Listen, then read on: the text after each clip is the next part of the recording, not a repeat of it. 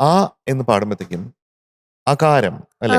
ഇപ്പൊ സ ഗ മ പ ദ ഇതൊക്കെ ആയാണ്. ആ ആ ആ അതെ. അപ്പൊ ആ അകാരം ഇപ്പോ ആ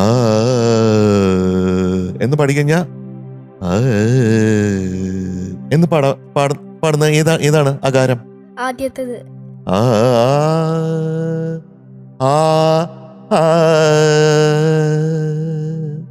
ആ ആ ആ ആ നമുക്ക് അങ്ങനെ തന്നെ പാടാൻ പറ്റണം. ആ ആ ഓക്കെ സർ. അപ്പൊ ആ ഹമ്മിങ്ങിന്റെ ഏറ്റവും അവസാനം വന്നിട്ട് സസ്റ്റെയിൻ ചെയ്ത് ആ സാലിങ്ങനെ നിർത്തി അതിനെങ്ങനെ അവസാനിപ്പിച്ചേ ലാസ്റ്റ് പോർഷൻ.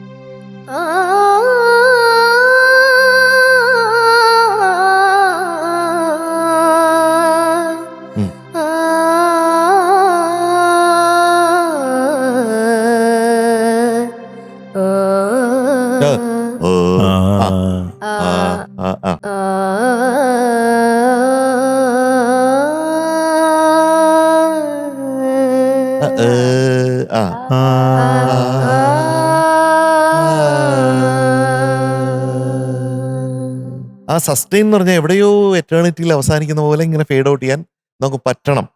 അത് ഒരു പ്രാക്ടീസ് ആണ്. പറഞ്ഞാൽ മനസ്സിലായോ? പിന്നെ മാറാല മൂടും മനസ്സിന്റെ ആ മേളിലൊരു നോട്ട് ഏതാണ്?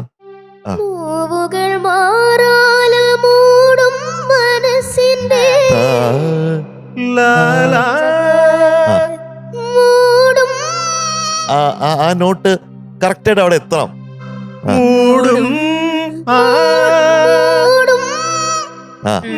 അത് എത്തിയാൽ നല്ലതാണ്. അത് എത്തിയാലാണ് നല്ലത്. രണ്ടും പറയാലോ അല്ലേ? അത് എത്തിയാലാണ് നല്ലത്. അപ്പൊ അത് നമ്മൾ എത്തിക്കേണ്ട ആവശ്യമുണ്ട്. പല ഭാഗങ്ങളും എനിക്ക് വളരെയധികം ഇഷ്ടപ്പെട്ടു. എനിക്ക് ദേവരായ മാസ്റ്ററുടെ ഒരു പാട്ട് ജോൺ സേട്ടൻ പറഞ്ഞിട്ടുണ്ട് എൻ്റെ അടുത്ത്. അത് ആ പാട്ടിന്റെ ഒരു ഇൻസ്പിറേഷൻ ഉൾക്കൊണ്ടുകൊണ്ടാണ് ഈ പാട്ട് ചെയ്തത്. പുഷ്പമംഗലയാം ഭൂമിക്ക് വേളിപ്പുടവയുമായി വരും വെളുത്തവാവേ നിന്റെ മടിയിൽ മയങ്ങുമി മാലതീലതയെ